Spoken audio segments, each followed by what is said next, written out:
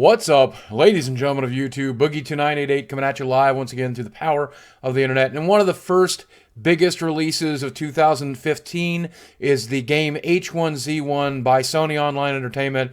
And boy, do you want to talk about a controversy. So H1z1 is a free-to-play game that's available on Steam in early access. And in order to access this early access, you either have to pay $20 or $40 for some of the microtransactions that are built directly into the game. Now, among these microtransactions are a few cosmetic things, but there are also gameplay elements, most notably airdrops. For about 500 station cash, which is about $5 equivalent, you can get one of these airdrops. And what an airdrop is after a few minutes, an airplane will fly overhead, making a lot of noise. It'll drop a crate that slowly descends with flashing beacons on it. Players all in the area will see and hear it. They'll scramble upon the crate. They'll have to fight zombies that come down with the crate to get access to what's inside. And that sounds great and possibly fair until you find out what's inside the crate. H1z1 is kind of a survival game, so finding food and water is very important. And finding weapons is the trump card. When you find weapons, you are the master of all you survey. You can one-shot or two-shot other players.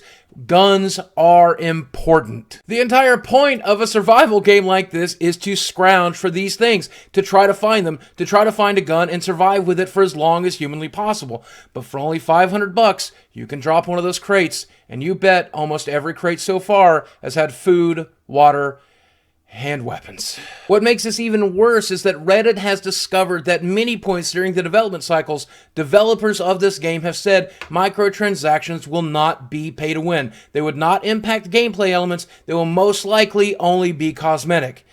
But when the game launches last night, we find out that's not the case, leading many people to feel like they've been lied to. Now, all day, people over at Sony Online Entertainment have been backpedaling on the original statements they've made. They tried to add clarification, they tried to explain what they want, and they've also explained that airdrops are working as intended. This is their vision for the game, and this is what they want. Sony has also done something that is completely remarkable and unprecedented. If you bought the game in the first 24 hours before you found out what was actually happening inside the game, they're offering a no questions asked refund policy, and that's pretty fucking awesome. But the thing that comes to my mind is this is the game as it's been designed, this is the game they want, and that's mind-boggling to me because it's exactly the game many players don't want. We all want an MMO version of zombie survival. We all want to go out into the world and destroy other humans and fight zombies and enjoy this persistent MMO world.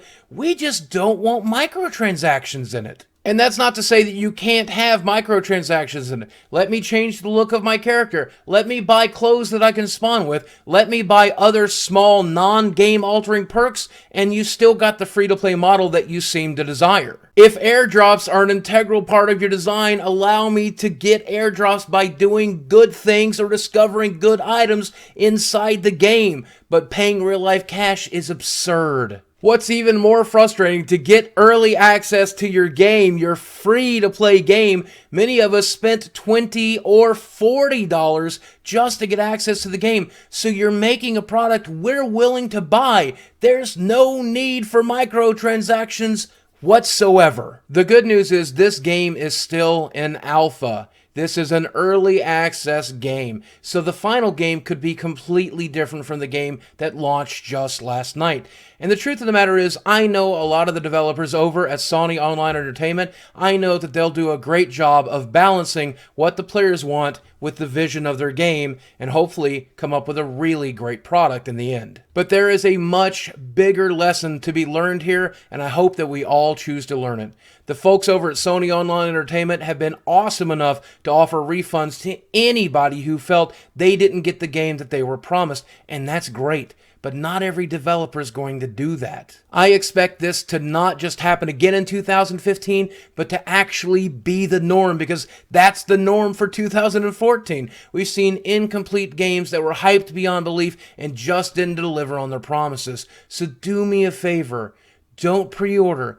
Don't buy on day one. Make sure that the game that you're excited about is the game that you're promised. Allow us YouTubers, allow the reviewers, allow the Let's Players, and allow the streamers to take the bullets for you so we can find out whether the game is good or not first. As for H1Z1 itself, well, I wouldn't discount the game just yet.